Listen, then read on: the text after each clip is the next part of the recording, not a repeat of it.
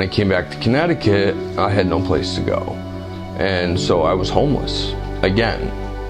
You know, captain the football team, baseball team, and then like flash 8 years later, I'm begging for change on the side of the street. And I would have these moments of clarity where like, I'm just done, I want to get sober. I'd go and do it, and then I'd still be miserable and I couldn't do it, so I'd just go back to it. I lost my husband due to complications from immunotherapy, trying to cure melanoma. And when he died, I knew I had to get myself back somehow. And I didn't want to go to a gym. I wanted to get back to the Y.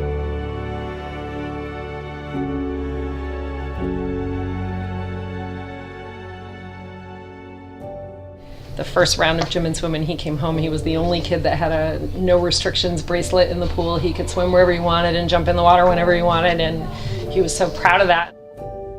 I think we may have a laser in the making.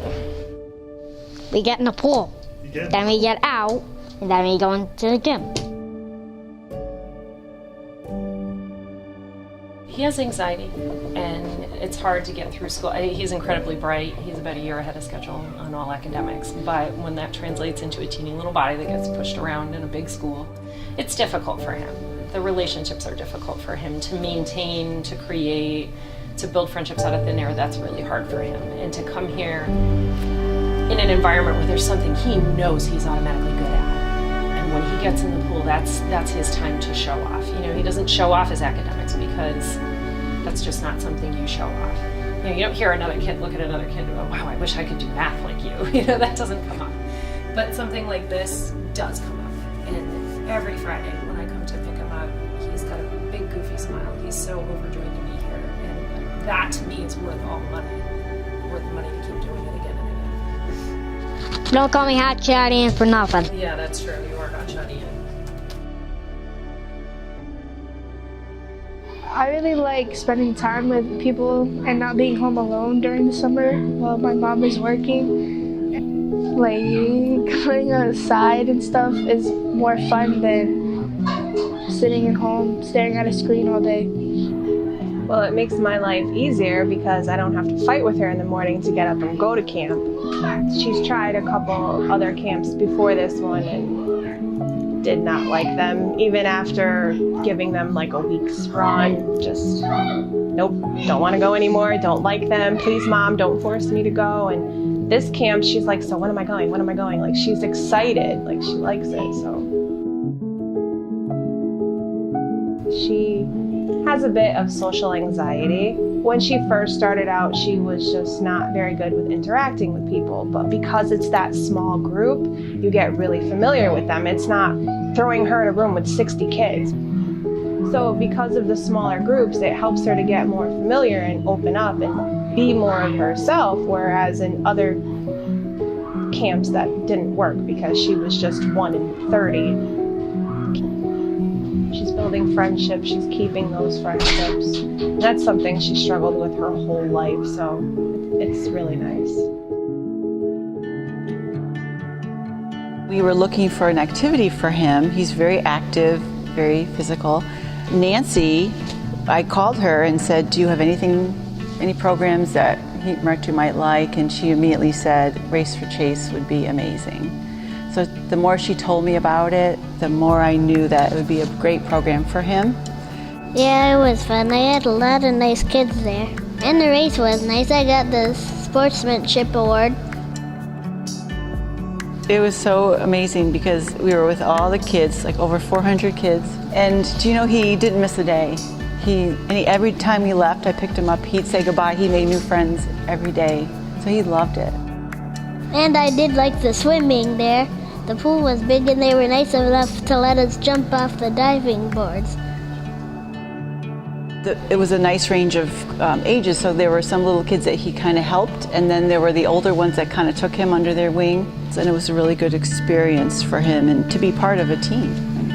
Yeah, it was fun being part of a team. And the race was also fun. I really think the community feel is wonderful. Different, kids from different families, and the coaches were amazing. They were very patient and just made the whole experience fun. So that's why I called just recently to find out what else they had available, not just for the summer, but for the spring for him, because it was just a really great program and a really great experience for him.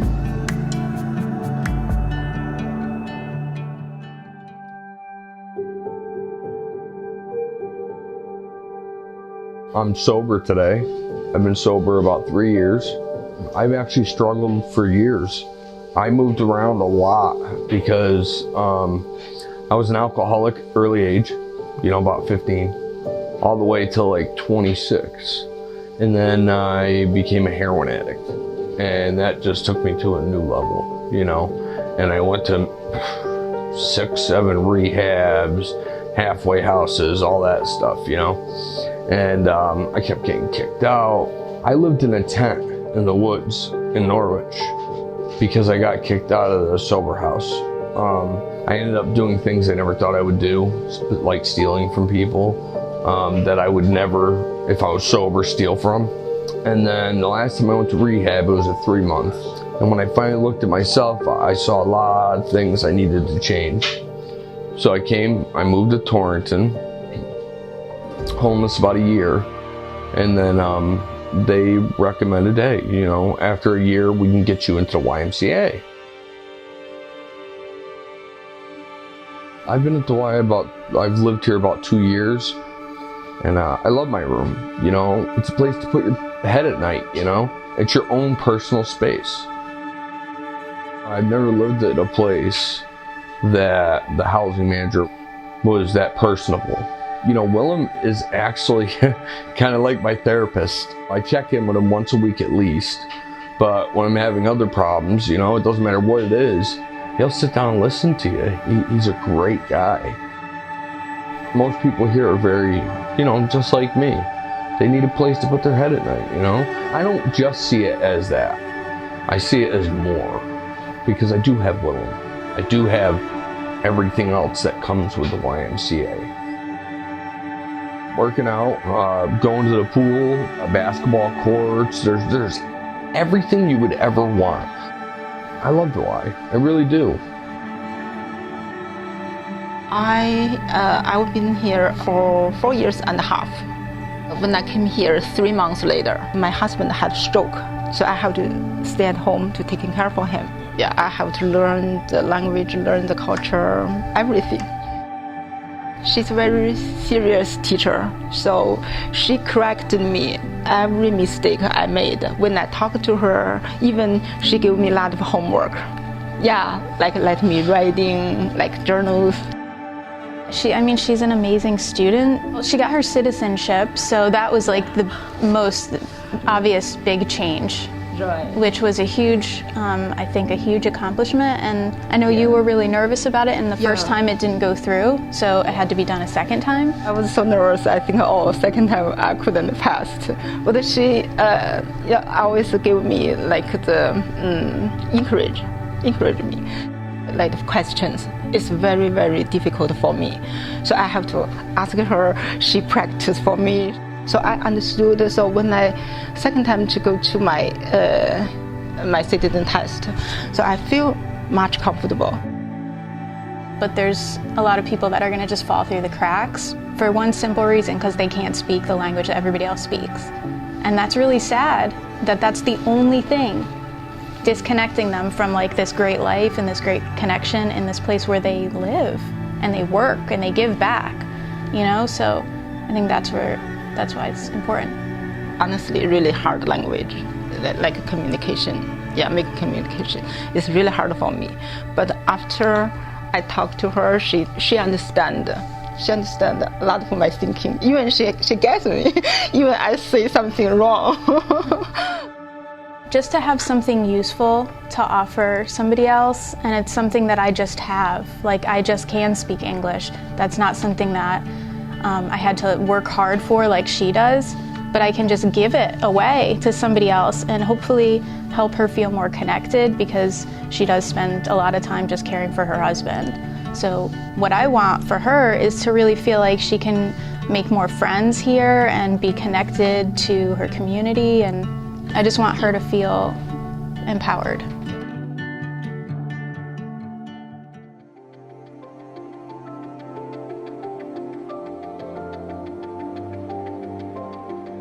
Well, I came to the area to get sober initially, and came here and moved into a house with 20 other sober guys.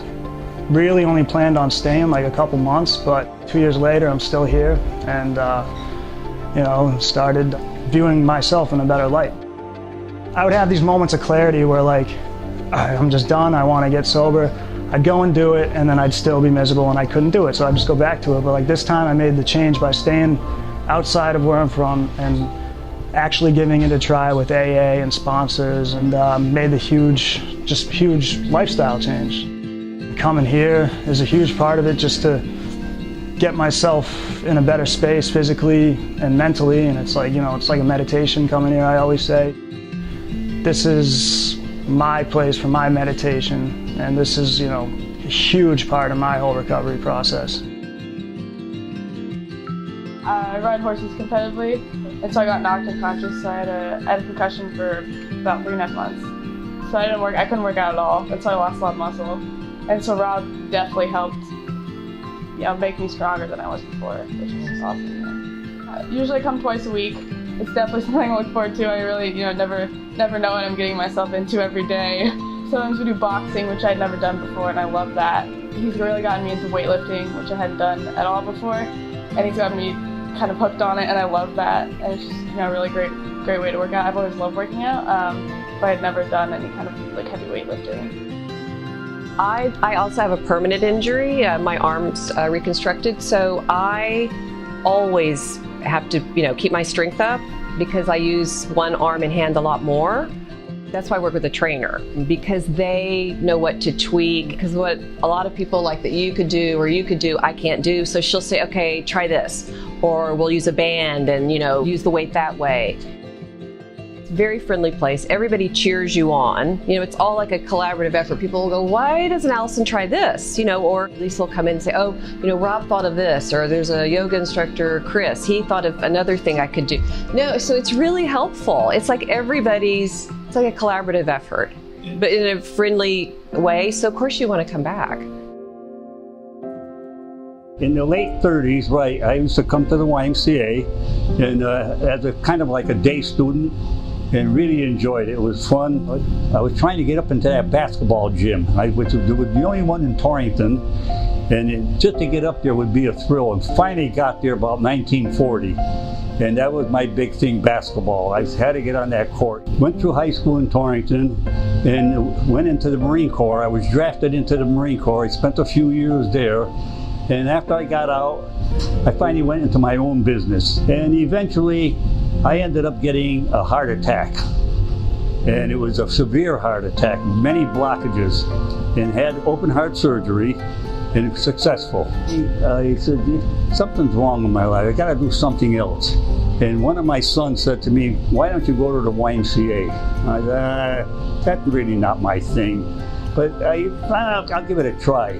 I love the place. I come here 3 times a week. I'm trying to go the 4th day. So I'm going to give it a try, see what happens. I had the heart surgery done about 17 years ago. They tell me that heart surgery lasts 10 years, so I'm well beyond that. And so far, so good. My cardiologist says I'm looking good, so I think right here is doing the trick for me. So. Usually I don't want to come. I say it's easier to stay home, watch television, and then it feels like I'm in another world. Just uplifting, I gotta say. Yeah. Just the thought of I'm 88 years old and I'm doing all these things. I still play golf. I have my own garden. I dig the entire thing by myself. I do all my yard work. So complaints, I don't really have any. I attribute this success to the YMCA. I honestly believe, I wish I had started this many years ago, but I'm here anyway now. And what I'm trying to do is stay out of a nursing home, and the place across the street, which is a funeral home. And by doing this exercising, I honestly believe it has kept me going. I just retired at the last Torrington alumni meet. So I'm 72 years old. Well, I'll be 72 on St. Patrick's Day. 400 IM was my up until probably this year. This Parkinson's is kind of going. The road's getting a little bumpier. Well, I swim. Swimming gives me freedom. When you're in the water, you're just going back and forth. Getting a little bumpier, but I'm still functioning, and hope to keep coming here.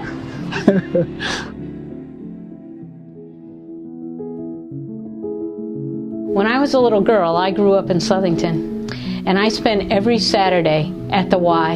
And I did gymnastics, and I did archery, and I did roller skating, and I learned to swim at slopers. So that beginning led me to a life that was fantastic. I've done multiple outward bounds. I have skied in Jukkasjärvi, which is in the North Pole at the Ice Hotel. I have long skidoored in Sweden. I have golfed in Ireland. I have walked across England and Wales, and a lot of that is due to my fitness start with the Y. I lost my husband due to complications from immunotherapy, trying to cure melanoma. And when he died, I knew I had to get myself back somehow. And I didn't want to go to a gym. I wanted to get back to the Y. So I checked out a few. And I came here and I met Caitlin. And she told me about the 6-week starter program, and she told me about all the different things that were going on. And I looked around and I said, here is where I want to be. I want to be in the Winstead Y, and I want to be working out here. So from that point, I've been here pretty much 3 times a week at least, doing something. Sometimes when you're working out and you're working out hard, and Caitlin might look back at me and spinning, and I might be sitting there and tears might be coming down my cheeks because I think of him and I feel him with me, and I know, man, I'm kicking butt, and he's happy about that. 2 inches off my hips, 2 inches off my waist. I like to say that I am half a person now, but I'm a fit half a person. If it weren't for the Y, he wouldn't have a place to come where he feels confident and successful and happy. If it wasn't for the Y, Camp Rising Star wouldn't exist, and I wouldn't have been able to be more social and outgoing, and I'd be a little hermit crab. If it wasn't for the Y, my son wouldn't know what it was like to be part of a team. Well, if it wasn't for the Y, I think I would probably be bedridden. If it wasn't for the Y, I wouldn't push myself when I exercise as hard as I do. If it wasn't for the Y, I wouldn't have made so many friends, and I wouldn't be able to have as much fun as I do, like at my house by myself. I wouldn't have that safe place to send my daughter and know that she's happy there. I wouldn't have had much fun and much friends. I wouldn't be having much fun as I am now. I wouldn't stay healthy all winter. I probably never would have been the swimmer I am today. If it wasn't for the YMCA, I'd probably be homeless and, living on the streets. I wouldn't have met this incredible student who gives me an opportunity to feel useful and connected. I wouldn't have a place to come have fun in such a relaxed atmosphere, and I wouldn't be as strong and confident as I am. I wouldn't have the best time ever. I wouldn't have my epic escape from my brother. I wouldn't have a place to clear my head and meditate every day. Thank for the YMCA. Give me the chance, give me the place to learn English. This is I really appreciate. The YMCA gives me a chance to be a better person.